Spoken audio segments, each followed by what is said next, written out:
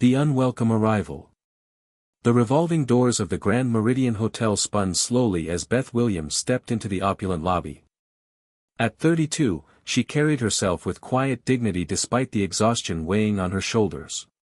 Her paint-splattered gray sweater, faded jeans, and worn canvas shoes told the story of someone who had spent the day doing meaningful work rather than chasing fashion trends.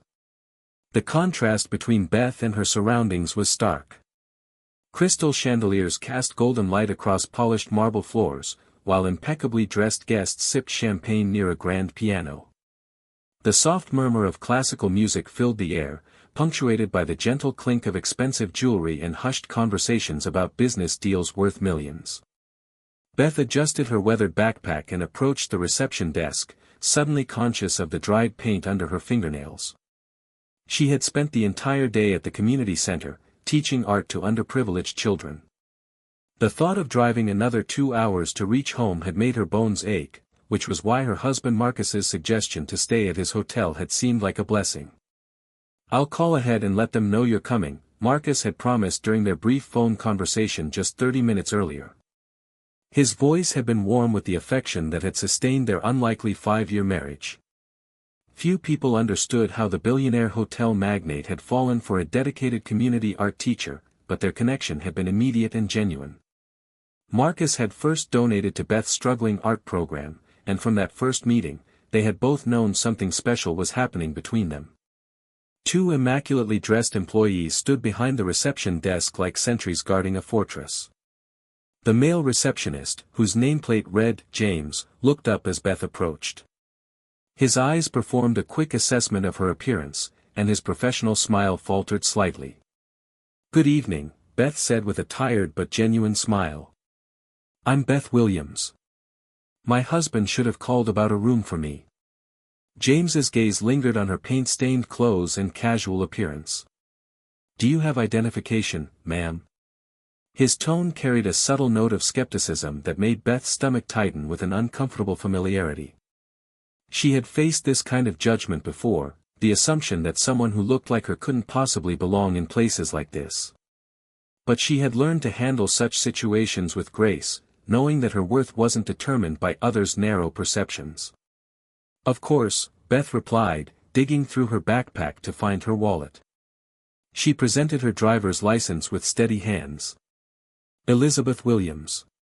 James took the license and examined it with exaggerated thoroughness, as if searching for signs of forgery. His colleague, a woman whose nameplate identified her as Sarah, leaned over to get a better look, raising an eyebrow in what appeared to be skeptical amusement. The lobby seemed to grow quieter around them, and Beth noticed several guests beginning to take interest in the exchange. She could feel their curious stares and whispered comments, but she maintained her composure, drawing on years of experience dealing with people who made assumptions based on appearance alone. The humiliation begins. "And you say Mr. Williams arranged a room for you?" James asked, his tone making it clear he found the claim dubious at best. He handed back her license with barely concealed disdain. "Yes, just about 30 minutes ago," Beth replied, keeping her voice level despite the growing tension. "Marcus Williams. He owns this hotel." The 2 receptionists exchanged a look that spoke volumes. Sarah stepped closer, lowering her voice but ensuring nearby guests could still hear every word. "Ma'am, this is a 5-star luxury establishment," she said with practiced condescension. "Perhaps there's been some confusion about which hotel you're looking for." Beth felt heat rise in her cheeks, not from embarrassment but from indignation. "There's no confusion. I'm Elizabeth Williams, Marcus Williams's wife. He owns this hotel chain." A well-dressed couple nearby had stopped their conversation entirely, the woman whispering something to her husband while both stared openly at the unfolding drama. James noticed their attention and seemed to grow more confident in his position.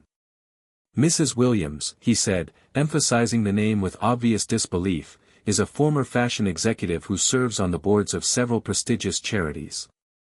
She was featured in Luxury Living magazine just last month." His eyes swept over Beth's paint-stained clothes with theatrical disdain.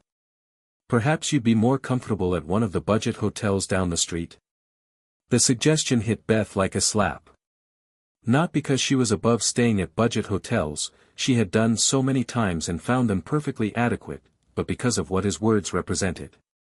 The assumption that a woman married to wealth must look and behave a certain way, that her value as a person was determined by her appearance and social status. "My husband called ahead," Beth said firmly, though she could feel her patience wearing thin after a long day. "Please check your system." James sighed dramatically and made a show of typing on his computer, his fingers moving with exaggerated reluctance. "No reservation under Williams," he announced loudly enough for the growing audience to hear. "Are you sure you have the right hotel? The right husband?" Laughter rippled through the small crowd that had gathered. Beth felt the familiar sting of being made a spectacle, but she had weathered worse storms than this. She thought of the children she taught, many of whom faced daily humiliation simply because of where they lived or how they dressed. Her work had taught her that dignity came from within, not from others' approval. Sarah leaned forward with mock sympathy. "Listen, we occasionally get people who think claiming a connection to the Williams family will get them special treatment. It's really quite common." "I'm not claiming anything," Beth replied, her voice steady despite the rising heat in the room. "I am Elizabeth Williams." The crowd was growing larger now, drawn by the spectacle of what appeared to be a homeless woman trying to scam her way into a luxury hotel. Beth could hear the whispered comments and see the phones being discreetly raised to record what was surely going to become someone's social media entertainment for the day. The confrontation escalates. "Ma'am, I'm going to have to ask you to leave," James announced, his voice carrying across the marble lobby. "You're disturbing our guests with these false claims." Beth looked around at the faces surrounding her, some amused, others uncomfortable, all watching her like she was a curiosity in a museum. She recognized the look in their eyes, the same expression she had seen countless times when people discovered she was married to one of the city's most successful businessmen. Disbelief, followed by judgment, followed by dismissal. "I'm not leaving until you call my husband," Beth said quietly, but her voice carried the authority of someone accustomed to managing classrooms full of challenging children. "Marcus Williams. The number should be in your system." Sarah's laugh was sharp and theatrical. "Oh, this is rich. You think we're going to disturb Mr. Williams because some woman in paint-covered clothes claims to be his wife?" "I am his wife," Beth repeated, reaching into her backpack. She pulled out her phone, scrolling to a photo of her and Marcus from their last anniversary dinner. "Here. This is us together last month." James glanced at the photo dismissively. "Anyone can Photoshop pictures these days. Do you really think we're that gullible?" The crowd murmured with amusement, several people chuckling at what they perceived as Beth's increasingly desperate attempts to maintain her story. She felt the weight of their judgment, but more than that, she felt anger beginning to build, not for herself, but for what this moment represented about society's values. "Security!" Sarah called out, waving to a uniformed guard near the entrance. "We have someone here who needs to be escorted out." The security guard, a large man with a stern expression, began walking toward them. Beth's heart rate quickened, but she held her ground. She had faced worse situations in her community work, dealing with hostile parents, indifferent administrators, and skeptical donors who couldn't believe someone like her could make a difference. "Wait," Beth said, raising her hand. "Before you throw me out, ask yourself this: what if I'm telling the truth? What if Marcus Williams finds out that his staff humiliated his wife and threw her out of his own hotel?" For the first time, James hesitated. Sarah's confident expression wavered slightly. The crowd fell silent, sensing that the drama was reaching a crucial moment. "If I'm lying," Beth continued, her voice steady and clear, "then yes, escort me out and ban me from the property. But if I'm telling the truth, if I really am Mrs. Williams, what do you think will happen to your jobs?" The security guard stopped walking, looking between Beth and the receptionists with uncertainty. James and Sarah exchanged nervous glances, the first crack in their confident facade. "She's bluffing," Sarah whispered, but her voice lacked its earlier conviction. Beth pulled out her phone again. "Then let me call him right now." Let me call Marcus and have him speak to you directly. The lobby had gone completely silent except for the soft piano music that continued to play, oblivious to the tension that had gripped the room. Everyone watched as Beth's finger hovered over her husband's contact information, waiting to see if this mysterious woman would actually make the call that would either expose her as a fraud or vindicate her completely. The truth revealed. Before Beth could press the call button, the elevator doors across the lobby opened with a soft chime. A tall, distinguished man in an expensive charcoal suit stepped out, his silver hair perfectly styled and his presence commanding immediate attention. Several guests turned to look, recognizing him instantly. Marcus Williams surveyed the crowd gathered around the reception desk, his sharp blue eyes taking in the scene with growing concern. His gaze found Beth in the center of it all, and his expression shifted from confusion to alarm. "Beth," he called out, his voice cutting through the silence as he strode quickly across the marble floor. "What's going on here?" The crowd parted like the Red Sea as Marcus approached, his authoritative presence causing everyone to step back. James and Sarah went pale, the color draining from their faces as they realized what was happening. "Marcus," Beth said with visible relief, though she maintained her composure. "I've been trying to check in, but your staff seems to think I'm an imposter." Marcus's eyes flashed with anger as he looked between his wife and the two receptionists. "An imposter?" "Mr. Williams," James stammered, his earlier confidence completely evaporated. We had no way of knowing. She doesn't look like." "Like what?" Marcus's voice was dangerously quiet, the kind of tone that had made him successful in business and feared by competitors. "She doesn't look like what, James?" Sarah tried to salvage the situation. "Sir, Mrs. Williams is usually. I mean, she typically dresses more appropriately for an establishment of this caliber." The silence that followed was deafening. Marcus stepped closer to Beth, placing a protective arm around her shoulders. The contrast between them was obvious, his expensive suit and her paint-stained clothes, but the love and respect in his eyes was unmistakable. "Let me understand this," Marcus said, his voice carrying to every corner of the lobby. "My wife, who spent her day teaching art to underprivileged children, came to my hotel exhausted and asked for a room. And you denied her service because she wasn't dressed appropriately?" "We thought she was lying," James whispered, looking like he wanted to disappear into the marble floor. "You thought she was lying," Marcus repeated slowly. "So instead of making a simple phone call to verify her identity, you chose to humiliate her in front of a crowd?" The guests who had been watching the drama with amusement now looked uncomfortable, some beginning to drift away as they realized they had been party to a serious injustice. Others remained, fascinated by the unfolding consequences. Beth squeezed Marcus's hand gently. "It's okay," she said quietly. "I'm used to it." "No," Marcus said firmly, his eyes never leaving the two receptionists. "It's not okay. It's never okay." He turned to address the remaining crowd. "My wife dedicates her life to helping children who society has forgotten. She teaches them that their worth isn't determined by their appearance or circumstances. And today, in my own hotel, she was judged and humiliated for the very values that make her extraordinary." The weight of his words settled over the lobby like a heavy blanket. Some guests looked ashamed, others defensive, but everyone understood that they had witnessed something significant.